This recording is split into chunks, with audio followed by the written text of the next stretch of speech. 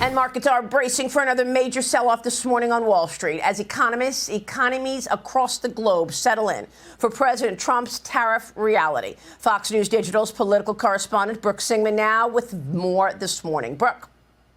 Good morning, Maria. That's right. So Asian markets falling sharply today as President Trump, speaking to reporters on Air Force One, says he does not want a trade deal with China unless the deficit is solved. Listen to this. When they look at the fact that we have $1 billion trade deficit, when you look at the trade deficit that we have with certain countries, way over $1 billion per country. But with China, it's $1 trillion. And we have to solve our trade deficit with China. We have $1 trillion trade deficit with China. Is open to tariff negotiations with worldwide leaders. The president says he has already spoken with some who are urging him to lower some of these tariffs. I spoke to a lot of leaders, European, Asian, from all over the world. They're dying to make a deal. But I said, we're not going to have deficits with your country. We're not going to do that because to me, a deficit is a loss. We're going to have surpluses or we're at worst going to be breaking even. Stock futures are down ahead of the market open this morning after Dow futures fell more than 1,500 points last night. Trump expressing uncertainty about today's market performance, but he is maintaining that the tariffs will help the U.S. I don't want anything to go down, but sometimes you have to take medicine to fix something. And we have such a horrible, we have been treated so badly by other countries because we had stupid leadership that allowed this to happen. Now we have hundreds of billions of dollars that's pouring into our country. On a monthly basis, it's pouring. It's already started because they put tariffs on. And eventually it's going to straighten out and our country will be solid and strong again. The next day. We stand ready to negotiate with the United States. Indeed, we have offered 0 for 0 tariffs for industrial goods, as we have successfully done with many other trading partners. Because Europe is always ready for a good deal, so we keep it on the table. But we are also prepared to respond through countermeasures and defend our interests. Boy, oh boy, oh boy, oh boy, oh boy. So we got to talk about the panic and the chaos this morning that is happening as a result of President Trump's tariffs across the board on basically everybody around the globe, okay, in order to reshape global trade in favor of the United States of America, which is something that other countries don't like, okay? They don't like it so much that now their markets are crashing, right? Markets are crashing across the globe and people are panicking, okay? World leaders are panicking. They've decided that, you know what, we need to stop doing everything right now and to get on our knees and beg President Trump to remove these tariffs. And that's basically what is happening as you have over 50 countries that have already come to the negotiating table saying, hey, we want to drop our tariffs. We want to figure out exactly how we can please the Trump administration, how to not be subject to these tariffs, because the tariffs, again, are tanking their markets. Again, why are the tariffs tanking their markets? It's because we have the biggest consumer market in the world. And if they don't have access to our markets, right? If they can't compete in our markets, then their countries can't survive, right? They can't survive. And what's hilarious about all this, right? The mainstream liberal media, they're freaking out and they're boo-hoo-wanting and crying. But let's say that President Trump decided to end the trade war today, right? With all the deals that he now has on the table, America is going to be far better off, and the stock market would shoot right back up to where it was and beyond, okay, if President Trump was to end this right now. But he's not going to end it right now because the goal is not to get Japan to the table or even just Europe to the table. The goal really is to get China to the table. But Japan and Europe are already basically trying to come to the table to have talks to end this trade war. And one of the reasons why is because President Trump started from a position of maximum leverage, which is something the mainstream liberal media, for whatever reason, they just don't get. Trump's tariffs are random and they're made up with ChatGPT. And it's like the whole point, okay, of the tariffs, okay, are to make them so bad that countries are forced to negotiate. That is the point, okay? Chaos is the point, which is something that these people don't seem to understand, okay? And what we're witnessing as a result of the chaos is not massive inflation, which is what these people are claiming. I'm still waiting for the massive inflation. I'm not saying that we won't see some price increases here or there. I'm not saying it's not going to happen. I'm just saying I'm still waiting for the promised mass inflation that was going to happen as a result of these tariffs. Because right now, all we're seeing is deflation, right? We're seeing the stock market deflate. Oil prices are down, which means that people's gas is going to get cheaper, okay? We're seeing the S&P 500, it is continuing to go down. Today is down a little bit, 2%, which is not that bad, right? Not as bad as all these people have been predicting, right? In fact, it looks like it just went positive. So again, investors are probably pricing in one of the obvious end goals of all of this is for interest rates cuts to happen, right? That is probably why we're seeing a bump. In fact, as I'm making this video, I had to pause and check my portfolio, and I'm looking at it, I'm like, oh wait, I'm up 3, 4, 5%. Like, what's going on? So again, we're already seeing a reversal happen in real time as you have countries come out and say that, hey, yeah, we want to negotiate. We want 0-0 when it comes to tariffs. However, that's not going to be enough, because what actually needs to happen is that these countries need to drop their trade barriers against the United States and our producers, period. That's what they need to do. What is enough? Okay, you take any given country, they're like fingerprints. They all cheat us in a different way. So here are the things they cheat us on. Some of them engage in currency manipulation. Some of them have a hefty VAT tax. All of them dump into our markets. All of them engage in heavy export subsidies and government subsidies. All of them put up these phony technical and phytosanitary barriers to our ag products and our autos and everything in between. Many of them steal our intellectual property. A lot of them run sweatshop labor, including forced child labor. They have pollution havens. So when you say to me, Ed, what do we want from them? We want fairness. We don't want them to kill American workers by inundating us with this non-tariff cheating. And it would be really refreshing to have the media talk more about that. This zero tariff thing, it's a misdirection.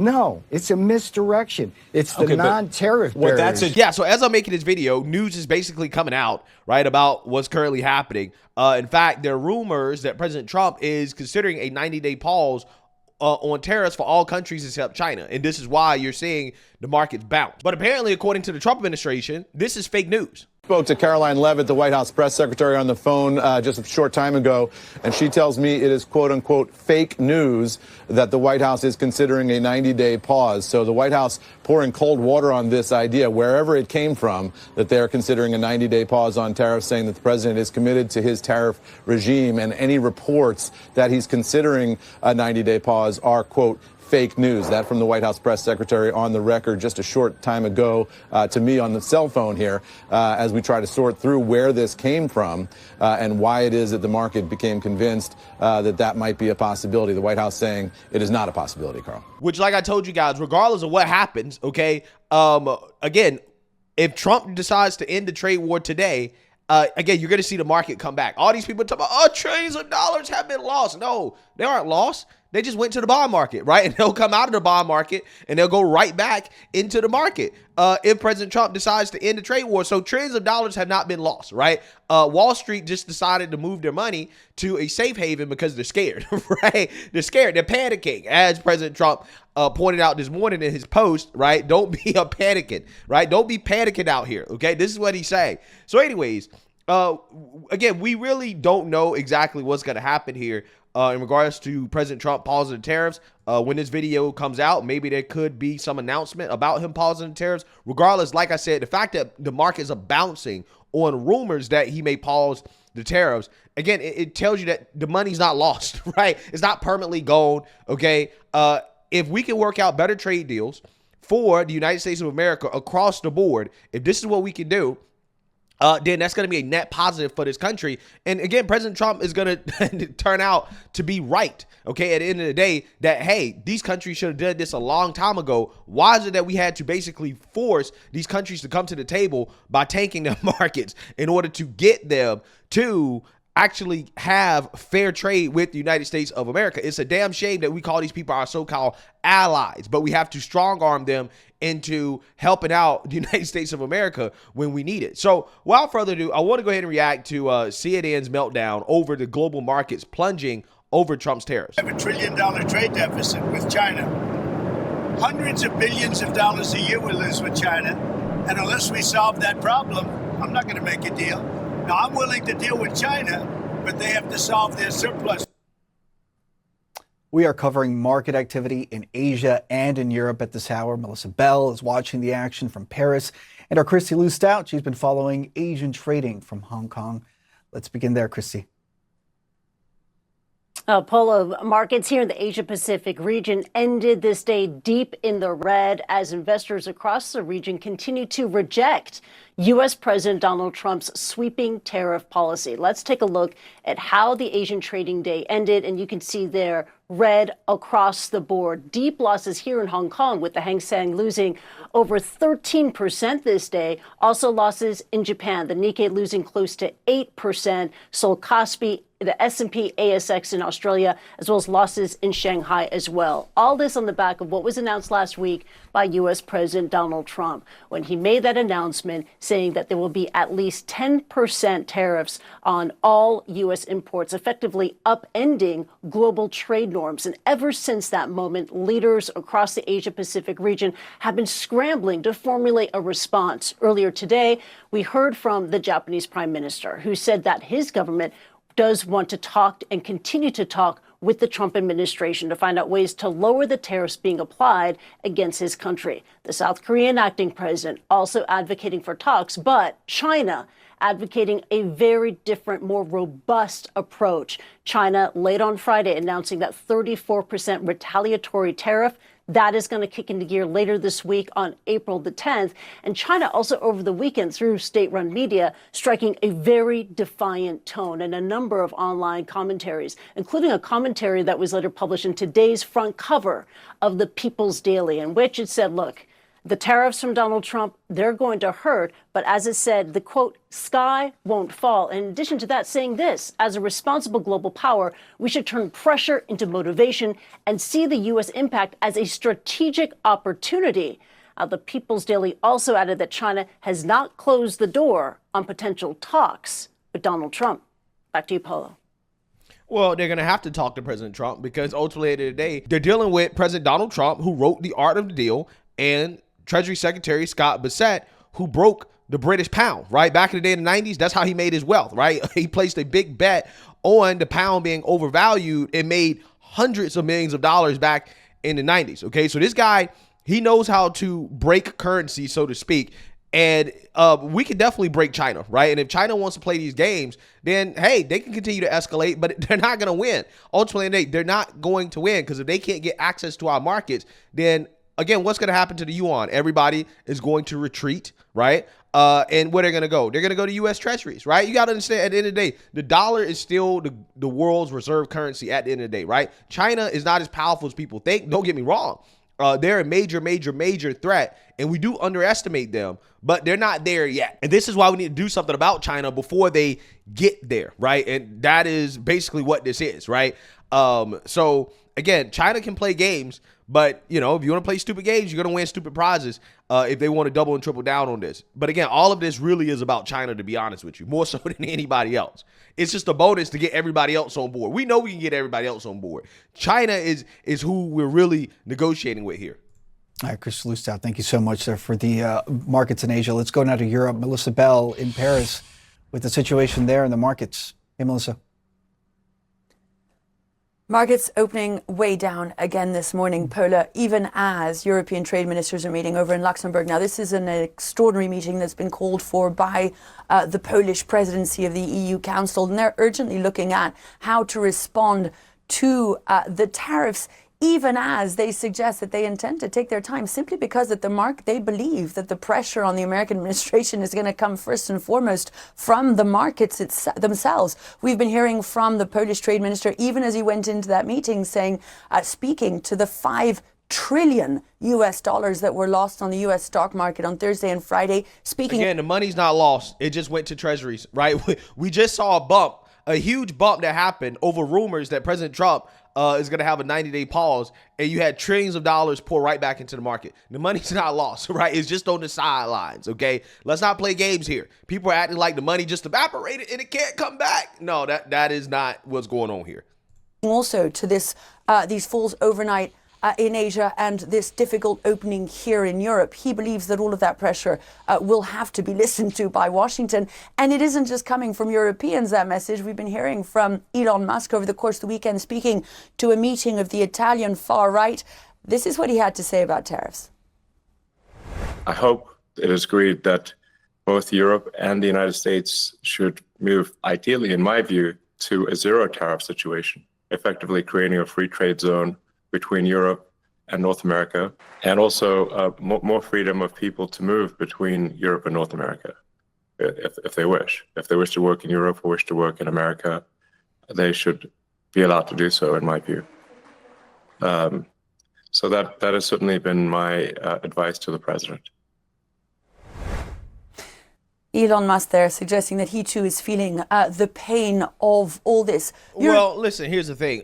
That's not what he's suggesting. What he's suggesting is that we should have no tariffs. Okay. We should have actual free trade between the United States and Europe, which I think is what the ideal situation is in this trade war, right? That is what we want to get to. Okay, so a lot of people are misinterpreting what Elon is saying. Oh, he's coming out against Trump. No, he's saying, well, at the end of the day, like, we don't want to have high trade barriers. We want low trade barriers. We just want it to be fair across the board, right? Which I think is in line with what the president ultimately wants at the end of the day. And that's what I'm trying to tell you guys. At the end of all this, if all these other countries, if their trade barriers are dropped, okay, via tariffs or the other ways they use not to allow U.S. producers in their market, if those things are dropped, that is a that is a major W for the United States of America. And again, people should be asking themselves, why didn't Joe Biden do this? Why didn't Barack Obama do this, right? What happened during previous administrations where presidents just allowed these countries to take advantage of us when they were more than willing to negotiate and to help U.S. producers, right? Why is it that President Trump seems to be the only president in the last, 20, 30 years that has actually been America first, right? That's what people should be asking themselves at the end of all this. Europeans, even as they're meeting in Luxembourg, saying that they're going to look at how to strike back, but that also they're leaving the door open to negotiations. They believe that some room for compromise can be found. And bear in mind, Paula, that the European Union is, as a bloc, the United States' largest trading partner. They believe that with the actions, the instruments they have up their sleeve, they can now make themselves heard, even as they seek a better deal with the U.S. administration, Polo. Yeah, so you say that, you heard that. Again, this is a very fluid situation. We don't know what's going to happen, right? We don't know if the 90-day pause is true. Okay, I'm seeing conflicting stories. I'm just saying that as of right now, deals are coming together, right? Countries are coming to the table and they're saying, hey, we want to negotiate. At the end of all of this, we're going to be better off. We're already in a position where we know almost for certain that, again, we're going to be better off, okay, after all of this is done. Because, again, now these countries have already said, yeah, we're willing to drop our trade barriers in order to avoid escalating this trade war. And that's already a W in and of itself, right? We've already captured a W, right? We've already captured a W. So, hey, let me know what you guys think. Make sure you like, comment, and subscribe. Most importantly, share a Black conservative perspective. Peace.